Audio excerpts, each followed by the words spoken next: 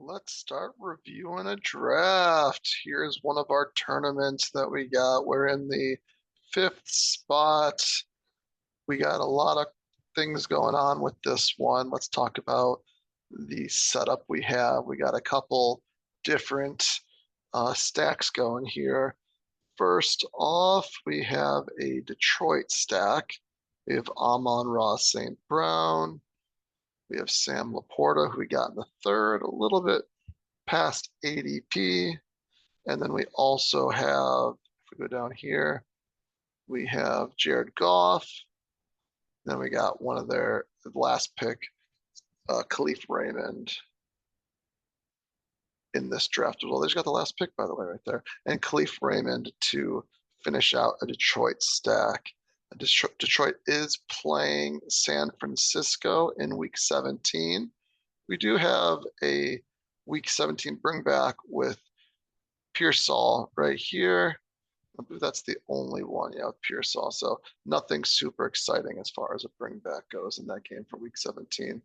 We also have another stack here. It's Indianapolis. We have Anthony Richardson, and we're able to pick up Mitchell here. And then we, with our second to last pick, picked up Pierce.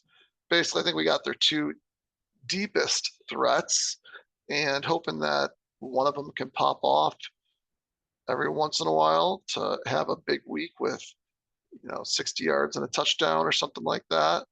And then make our starting lineup. Maybe it happens in week 17, if possible. That would, of course, be fantastic. They're playing the Giants in week 17, and we have a bring back also. Bet down here, we just picked up Hyatt, which again is another one of those players that could hit that long touchdown. A second-year player here, and then Pierce is a third-year player who has shown some promise, but also didn't do what he was expected to do last year. So I'm hoping that these two players can actually do something for us that is unexpected but nice.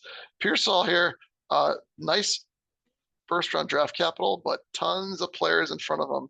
And I drafted him a little early actually, but I wasn't sure what to do here. And then we have one more stack as far as with a QB. And this one's the fun one, if you ask me. We got Justin Fields. Then we got Jalen Warren. We passed up one of them, Pat Frymuth right here. And then we also have, which started it all, George Pickens. And unfortunately, we couldn't stack them, or we could have if we wanted to really late, but we didn't stack them with any Kansas City Chiefs for week 17. If it was clear what was going on in week 17, or sorry, during the regular season, we might swap out one of these players here for a Kansas City Chief. Probably maybe Raymond, I guess, if we thought it made sense. But Raymond is the number 3 right now on the Lions, and Jameis Winston's number 2. And there's always a chance that he doesn't do what he's supposed to do, and Raymond gets more playing time. Raymond is the number 3 this year. He gets enough playing time to be viable. He has shown the ability to hit some plays. So, I think we got something here as far as our last picks and correlation go. When we're looking at this team here, my favorite pick in this draft is probably actually the George Pickens pick. I'm not even really trying to find George Pickens, but I learned a stack that I really like in the Pittsburgh Steelers stack. If you can get George Pickens late, there's a chance, and especially if you can get Warren with them, I guess, or you don't even need to get Warren with them probably. But if you get George Pickens late, I feel that most likely gives you a better chance of having Pat Fryermuth falling past ADP. And while I don't need him, once I have 3 Steelers, why wouldn't I eventually go down here and get Josh Fields with it? Super exciting stack. I think it works 2 different ways also. One way is Fields ends up being a throwaway pick, but Fryermuth, Warren, Pickens, all of them, or at least 1 or 2 of them, hit relatively decent because Russ is still the quarterback, and yay, they're doing well because of it. Or if they're not doing well to start the season, maybe Justin Fields comes in later on, and Justin Fields did a decent amount of throwing to Cole Kmet. Why couldn't that be Pat Fryermuth? And Justin Fields threw the deep ball to DJ Moore. Why can't that be George Pickens? Similar to a Buffalo Bills connection, like Jared Allen to Stephon Diggs type of thing, where you have this uber talent, um,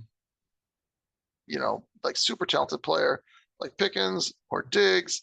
They find the right situation. They find a mobile quarterback with an arm that is thought to maybe not be able to get it to their receivers, but then they figure it out and then have some pretty monster seasons. So I think it works two different ways, potentially. And if that's the case, it's a little bit of a, I don't know, a fantasy football arbitrage situation. It's good if it hits and it's good if it doesn't hit when it comes to Fields. So my favorite pick again, probably Pickens, just because if you can get it past ADP and then figure something out, I think it's fun. Least favorite pick here would probably be the Pearsall pick. It's a bring back for week 17 with the Lions, and I didn't have any other 49ers. On the one hand, I took him a good amount ahead of 80, ahead of where I've drafted him in the past, and ahead of ADP actually as well. So not thrilled about that. That being said, there wasn't anything super thrilling to grab instead of him. I could have taken, for example, instead of Pearsall, I could have taken a third tight end, which I don't think I need, or I could have taken a different wide receiver, wouldn't correlate as well, if at all. Or I could have taken a different running back, like, for example, Vidal or Wright, which that might have been kind of exciting to bump up that running back. But then what do I end up on the way back? Wan'Dale Robinson, which would be a bring back for my other stack. No, a bring back for which stack is from my Indianapolis stack. So that actually could have made sense. Yeah, I didn't catch that until right now. Which running back makes more sense? I do have White, Warren, and Spears already. Algiers a really nice pick, so I like him in a vacuum.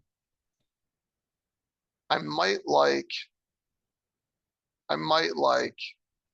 one of these running backs slightly more.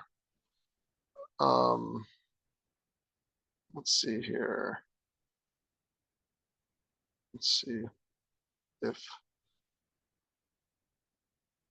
we got Vidal and Wright is what we got here. I mean,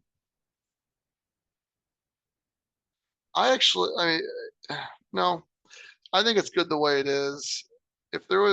I like Algier just as much as these running backs. That being said, and I guess I like Pearsall as much as Wan'Dale. I think Wan'Dale's probably the safer bet. I think Pearsall's the higher end bet, most likely. That being said, Robinson could show some crazy value if the Giants rock and roll in a way unexpectedly. He would be one of the top two beneficiaries from a receiving standpoint, most likely. So I could see either one flipping around, or just to take Wan'Dale instead of Pearsall. But they don't have a bring back with the Lions. Not that you need it, but least favorite pick, more just because there wasn't anything that I felt super committed to. As you can tell, I still don't feel super committed to it, but it's not bad. Let's compare this team to another team that is of a similar build. We got a 3692 right here that matches us. Then we have another 3692 over here. Interesting thing, both of these 3692s started with a running back. This was two running backs,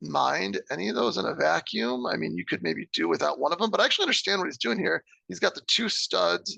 He's got Corman Miller, which they could be boom or bust. So I like the construction of those two. He's not looking for like a high floor. He's looking for a high ceiling play here. I think that's kind of cool with two studs already. And then he's got Herbert and Johnson. He's looking for a third high end play by hedging his bet that Swift isn't it and one of them are it. So I do like what he's doing there overall. I don't know about this. Too many deviations though to get to his 9 wide receivers, I feel like, in that he's very light on wide receiver. You could argue that you don't take one of these running backs, and I think that would make sense. Or you could argue that you don't take Geno Smith right here. I think if it was me, I don't grab a third unstacked QB. Seattle plays Chicago, and he's got the Chicago correlation only at the end with 2 running backs. So I don't see any reason why he needed Geno Smith on this team with the quarterbacks he has. In fact, I think he's a much stronger team if he doesn't take Geno Smith and then he takes Douglas, or you can see like all the way Douglas, or maybe he wants, I don't know, Mims, Bateman, Corley even. I don't really care. Even Robinson, if he wants instead. Like any of these players here, wide receiver wise, are probably smarter than grabbing, in my opinion, than grabbing Geno Smith. He can stick with 10 wide receivers and 5 running backs. Or sorry, yeah, 10 wide receivers and 6 running backs still, if he still wants all 6 of them. And he just has 2 QBs. And I like that build a lot more. And then he has a pretty kick butt team, if you ask me. So I'd get rid of this Geno Smith pick. I don't know why he did it. Not sure. I don't know.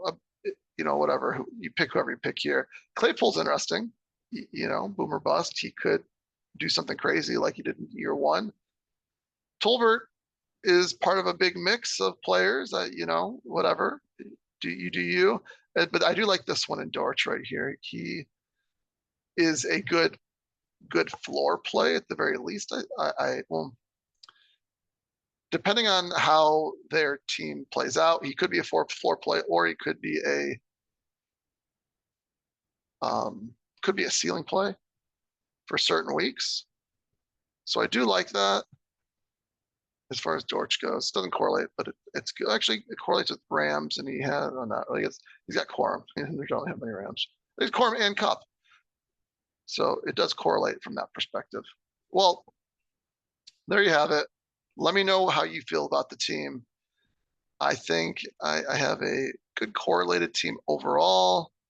It's not super impressive, but it also I think is solid and is well balanced compared to at least the team we reviewed with it. Give me your feedback. Probably better balance than this team. Running back, QB, tight end, running back, QB. Okay, that's a build. I think this is going to be an 11-person league instead of a 12-person league. We'll keep an eye on it and see if they can bring it home. Okay, see ya on the next one. Give me your feedback. Rate the team. I'd love it. See you on the next one. Peace.